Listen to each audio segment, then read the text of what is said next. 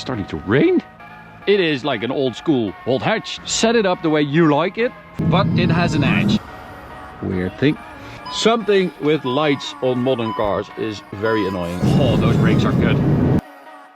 What's up, ladies and gentlemen, and welcome to this POV review by Autobahn. My name is Max, and today I'm going to take you around the all-new Seat. Oh, it's not a Seat, it's a CUPRA. So today I'm going to take you around this CUPRA Leon VZ300. This is the 300 horsepower 2-liter TSI engine, and it is like an old school hothatch. That's why I said Seat, because this brings me back to the olden days of Seat Leon CUPRAs, which I always really liked. So today I'm going to show you around this facelifted version of the CUPRA Leon, and I'll show you all the changes, I'll show you the spec, and then we'll take it for a drive towards the Autobahn for an Autobahn blast. So we've got a new face, sort of to bring it in line with the rest of the CUPRAs. It's a bit more shark nosy, I would say, with that big cheese grater grille. Of course, you now get all those copper details on CUPRAs with the Transformer logo. You get some new headlights with the triple DRL. Intakes here as well, a little bit of a side air vent, and this is all functional, this is all good. Nice old school hothatch stuff going on here. And then we have these optional 19-inch wheels, again with the copper details. 235 section. It's a weird thing. Anyway, 235 section tires at the front. These are Bridgestone Potenza race tires. So this is an upgrade tire you get with a certain package, or I think with this wheel maybe, but there are a few different things going on for different markets. Starting to rain? Weird. Behind that we've got the upgraded brakes as well. These are Akibono brakes. Really good. 375mm vented discs. Super good. Actually, like one of my favorite features of the car.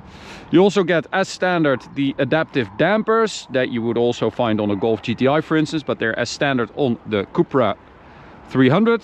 Carbon mirror caps as well. And then at the rear we've got 235 section tires as well. New rear lights with the LED bar that's not on right now. So let me just turn those on. Something with lights on modern cars is very annoying. I don't know why, but you don't seem to have a choice anymore. Okay, there we have the LED bar running across the rear with the CUPRA badge. Proper storage as well. I think 360, 370 liters, same as a Golf GTI. Quad tailpipe as well, which is a fake part of the bumper with the real exhaust tips behind that.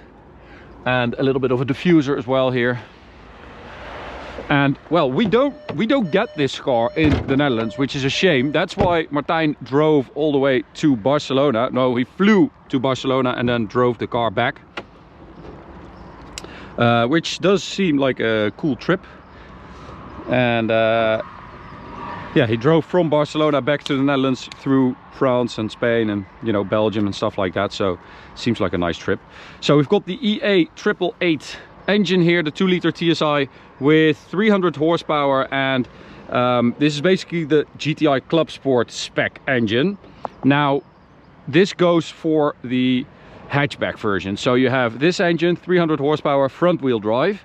If you go for the estate version, which is also available, you get 333 horsepower and you get all-wheel drive, which is also quite nice. That's more like an all-weather family, and this is more like a classic hothatch with front-wheel drive. But what they basically do at CUPRA is they get a certain selection of parts from the VW group, and then they say, okay, this is what you have, this is what you're working with. Set it up the way you like it for this CUPRA, and that's why it actually feels different compared to a GTI.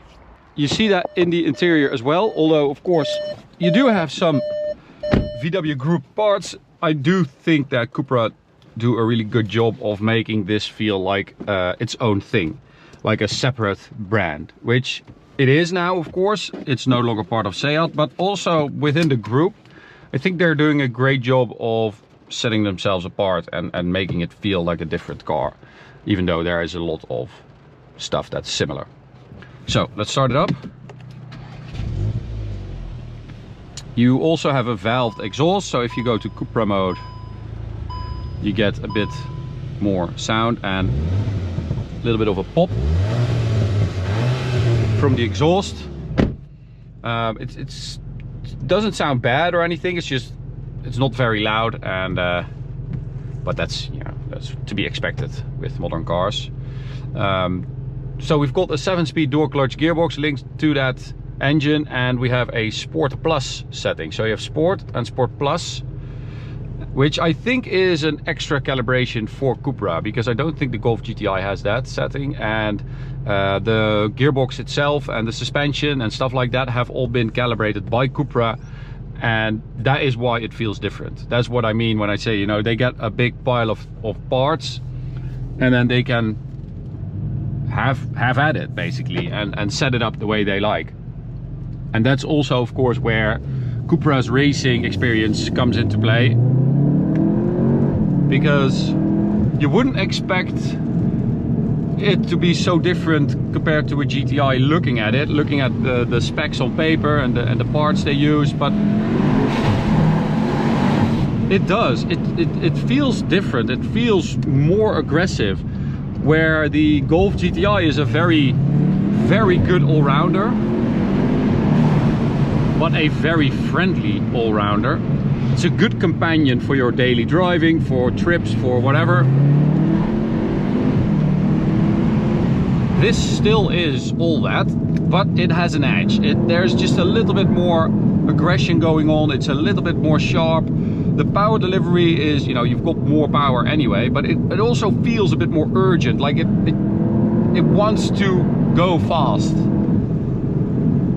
And I like that. I really think that's a good idea, a good setup. Now, you might have seen this on the Golf GTI as well. You have the dynamic dampers, as I said, as standard on the CUPRA, and you have 15 settings. You can use this slider. So this is comfort and this is CUPRA, and then you've got 3 more above and below that, which I think is also pretty cool. So you can just set it up individual, just put everything in CUPRA, and then you have this to basically set it up for the road you're on. So if you have a little bit of an uncomfortable road going on, then you can use this setting right here, or you go there if you have like a super nice quality road, which is cool. So we've got an electronic locking diff, which does a good job, as you can see, at distributing the power across the front wheels. In these conditions, of course, it's going to struggle because it's quite a lot of power to put on those front wheels, but in completely bone dry conditions, it hooks up. It is really impressive. It also has a launch control, 5.7 seconds to 100, which felt pretty impressive. I'm going to see if we can find a dry piece of road ahead where we can do a launch control, but otherwise I'll just do it in the wet. And we even managed to do 5.5 seconds, 0 to 100. So that's also pretty impressive. So there are a few things around this car that make it feel different from that Golf GTI. Of course, you've got this interior, you've got that power that is, you know, quite a bit more, but also the steering is pretty light and the suspension has been set up really, really well. So as I said, you've got that GTI, which is a classic all-round hot hatch, and then you've got things that are more aggressive at the top end, like a Civic Type R, which is one of the very few, you know, super aggressive hot hatches for sale. Well, there aren't a lot of hot hatches for sale anyway, but that is probably the most impressive one you can buy right now when you want a super aggressive hot hatch. This, however, I think has carved out a really nice spot there right in the middle between the GTI and the Civic Type R, because it feels noticeably more aggressive and eager and urgent than a GTI. but you know, it's not as hardcore as a Civic Type R. It's still super usable as a daily or as a long distance car.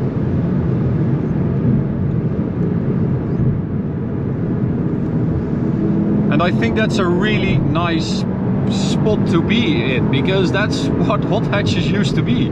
It used to be a practical, relatively affordable, we'll get to that point in a minute, relatively affordable, fast, cool, nice driving car. It used to be, you know, a car that could do everything, and they're sort of dying out, which is a shame. But this feels like an old school hot hatch. Cool old Alpina here, D10.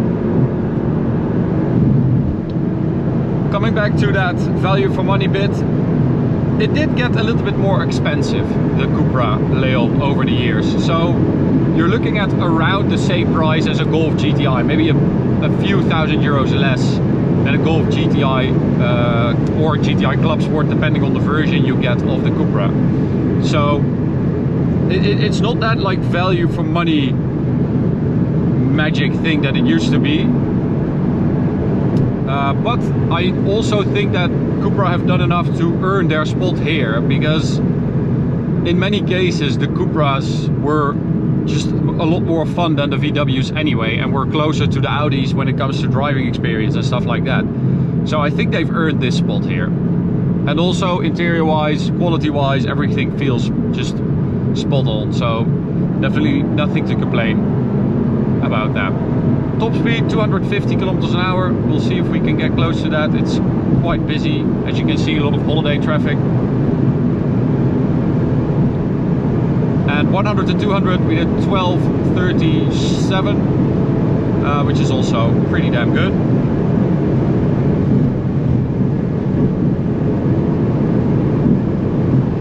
Also, engine for a 4-cylinder, for a 2-liter, it keeps pulling nicely. It's not dying out on you at higher speeds or higher RPMs.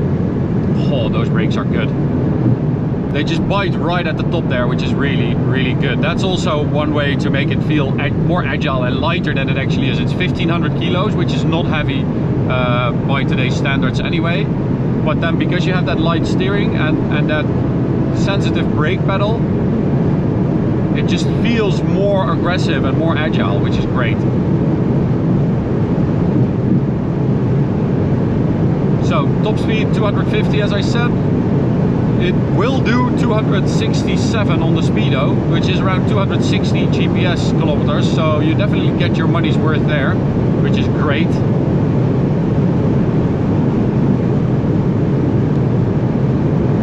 So that's good enough for me. I have to brake. That's close enough. But I mean, it's just a really, really, really good car. It does everything so well, so easily, and with a little bit more, let's call it pizzazz, than a Golf GTI, which is just very effective.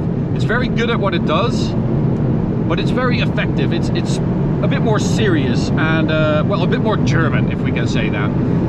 This feels a bit more frivolous, a bit more like it wants to have a bit of fun, and I like that.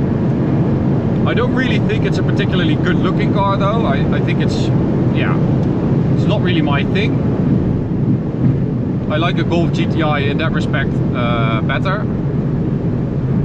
But the things that it needs to be good at, it's good at. And it's a shame that we don't get it in the Netherlands anymore. I mean, it's one of the last like classic hot hatches. So yeah, it's a shame, but anyway, I'm glad that we got to drive it anyway, and I'm glad that Martijn had a good trip all the way to Spain, to the headquarters in Barcelona, because they shouldn't stop making these cars. They really shouldn't. It's so good, and all these crossover SUV things that people are dying for these days. I mean, this is so much better, and it does everything, well, 99% of the things it does better. So yeah, anyway, that's it for Grandpa.